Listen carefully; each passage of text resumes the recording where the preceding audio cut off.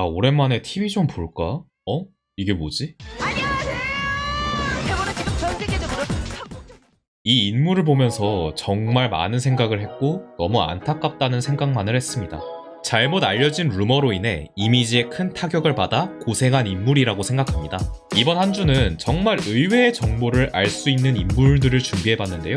오늘의 인물은 옛날 사람들이라면은 걸룸으로 잘 알고 있는 인물이자 요즘 사람들이라면 태보로 더 잘 알고 있는 인물. 오늘의 인물은 조혜련 씨입니다. 조혜련 씨는 1991년 제1회 KBS 대학 개그제에서 김국진, 금병환 씨와 팀을 이뤄 응시했으나 이후 3차 개인 선발 시험에서 혼자 떨어지면서 최종 시험에선 김국진, 금병환 씨가 출전해서 수상했고 조혜련 씨는 데뷔에 실패했습니다. 그 충격으로 과자 공장에 취직한 뒤 일을 하다가 다시 개그우먼의 꿈을 키워 1992년 KBS 대학 개그제에 입상하여 데뷔에 성공하게 되었습니다. 본격적으로 개그우먼으로서의 활동은 95년 MBC라고 합니다. 이후 개그 활동뿐만 아니라 방송, 드라마, 영화, 도서 출판, 강연, 뮤지컬, 연극 등 정말 다양한 분야에서 활약해 만능 엔터테이너로 자리 잡았습니다. 조혜련 씨는 MBC 코미디하우스에서 웃지마라는 코너에서 골룸 분장을 했습니다. 원래 패널들을 웃기는 다양한 설정에서 억지로 웃음을 참게 하는 웃지마라는 코너에서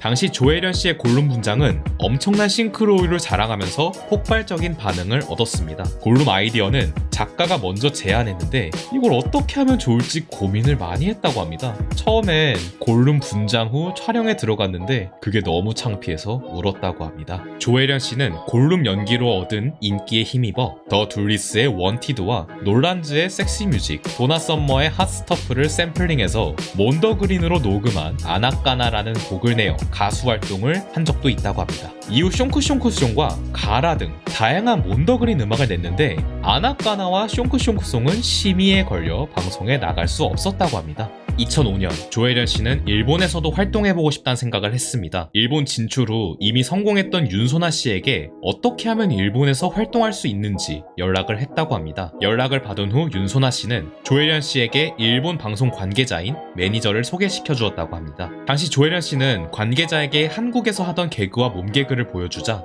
당신의 열정은 알겠습니다. 6개월의 시간을 줄 테니 당신의 니뽀너를 늘려봐라. 그때 당신의 변화된 모습을 보고 연구하겠습니다. 그리고 조혜련 씨는 바로 해보겠다는 말을 한 뒤 6개월 동안 일본어 단어장을 붙들고 살면서 일본어를 공부했다고 합니다. 그렇게 180일 동안 18,000단어를 외웠다고 하며 6개월 후 매니저와 일상대화 수준은 충분할 정도였고 일본어 실력이 급상승한 조혜련 씨의 모습을 보고 윤소나 씨와 매니저는 정말 놀랐다고 합니다. 이렇게 일본에서도 연예인 활동을 시작했으나 어디든 그렇듯 중간자 패널로 제한적인 역할밖에 못했고 조혜련 씨에게 할애된 시간과 기회가 많지 않아 종종 선을 넘었고 일부 문제된 장면들이 한국에 알려지며 다양한 루머로 퍼지게 되었습니다. 그리고 독도는 우리 땅을 개사한 히라가나송을 내면서 대한민국에선 불타오르기 시작했습니다. 하지만 당시 일본 방송에 나온 잘못된 루머들은 전부 다 사실이 아니었고 네티즌들이 없던 말들도 지어내며 사실인 척 그에 대한 내용이 퍼졌습니다. 사람들은 사건의 앞뒤도 모른 채 순순히 믿었던 거죠.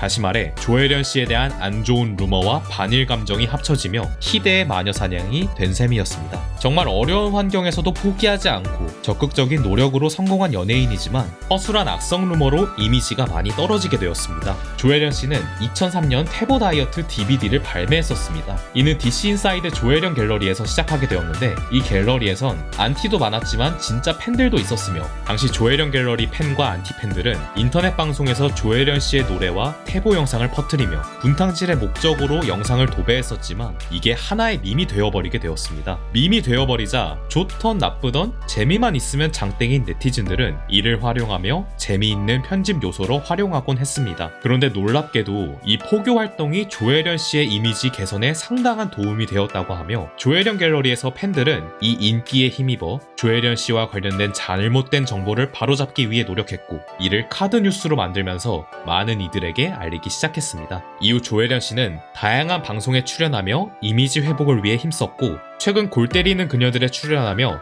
다양한 방송에서 열심히 활약하고 있는 모습을 보여주고 있습니다. 단순히 싫어한다는 이유 하나로 악플이 루머로 퍼지고 그 루머가 한 사람의 커리어에 큰 타격을 준다는 것이 정말 무섭구나를 깨닫게 되었습니다. 과거에 비해 지금은 악플이나 허위 사실에 대한 조치가 엄격해졌지만 그래도 예나 지금이나 악플을 다는 사람들은 아직도 많아서 문제라고 생각해요. 단순히 싫어한다는 이유 하나만으로 악플을 다는 건 정말 옳지 않은 행동이라 생각해요.